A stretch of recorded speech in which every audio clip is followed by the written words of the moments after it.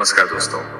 गीता के पहले अध्याय के 45वें श्लोक में अर्जुन अपने कर्तव्यों और समाज में कुल धर्म के महत्व की बात करते हैं। अर्जुन बताते हैं कि अगर कुल धर्म नष्ट हो जाए तो उसके प्रभाव कितने भयावह हो सकते हैं। आज की कहानी के माध्यम से हम इसे समझेंगे और हाँ, अंत में थोड़ी मनोरंजक बात भी होगी। तो चलिए शुरू करते हैं।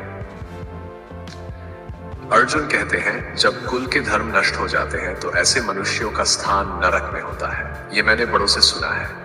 कहानी परिवार की नींव। प्रसंग। गांव के एक पुराने घर में शिव नारायण का परिवार रहता था। इस परिवार के संस्कार और परंपराएं पूरे गांव के लिए आदर्श थी। शिव नारायण के 3 बेटे राम, श्याम और मोहन थे। जब तक पिता जीवित थे, परिवार एकजुट था, लेकिन उनके जाने के बाद बेटों ने आपस में झगड़ना शुरू कर दिया। संघर्ष का आरंभ। पिता की मृत्यु के बाद राम ने कहा, अब इस संपत्ति का बंटवारा होना चाहिए, हर कोई अपना हिस्सा ले और अलग हो जाए। श्याम और मोहन ने भी इस बात पर सहमति जताई। कुछ ही महीनों में परिवार बिखर गया, परंपराएं टूट गई, त्योहारों का आनंद खत्म हो गया और हर कोई अपने अपने हिस्से में व्यस्त हो गया। एक दिन राम के बेटे ने पूछा, पिताजी, हम हर साल गांव में पूजा करते थे, अब हम क्यों नहीं करते? राम चुप हो गए। उसे एहसास हुआ कि परिवार की एकता और परंपराएं ही असली संपत्ति थी। लेकिन अब परिवार का नाम मिटने लगा था। श्याम और मोहन भी अपने हिस्से में संघर्ष कर रहे थे। खेती ठप हो गई थी और आर्थिक स्थिति खराब होने लगी। गांव वाले भी कहने लगे, शिव नारायण का परिवार जो कभी उदाहरण था, आज बिखर गया है। भावनात्मक मोड़।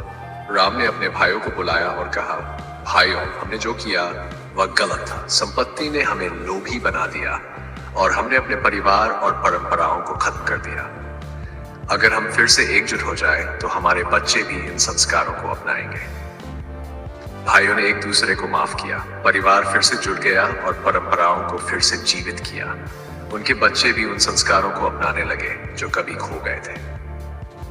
शिक्षा। ये कहानी हमें सिखाती है कि परिवार की परंपराएं और संस्कार एक नींव की तरह होती हैं। इन्हें तोड़ने से केवल विनाश ही होता है। अर्जुन ने इसी बात को समझाया कि कुल धर्म का नाश पूरे समाज को प्रभावित करता है और व्यक्ति को अधर्म की ओर ले जाता है। Funny line. अगर राम ने कहा होता, चलो संपत्ति को छोड़ो, पहले मिलकर सेल्फी लेते हैं ताकि इंस्टाग्राम पर फैमिली गोल्स डाल सकें, तो शायद झगड़ा वहीं खत्म हो जाता। दोस्तों, ये श्लोक हमें ये सिखाता है कि पारिवारिक और सामाजिक धर्म हमारी संस्कृति और पहचान का आधार है। इन्हें निभाना और सहेजना हमारा कर्तव्य है। अगर आपको ये वीडियो पसंद आया हो तो इसे लाइक करें, चैनल को सब्सक्राइब करें और अपने विचार कमेंट में जरूर बताएं। अगले श्लोक के साथ फिर मिलते हैं। जय श्री कृष्ण।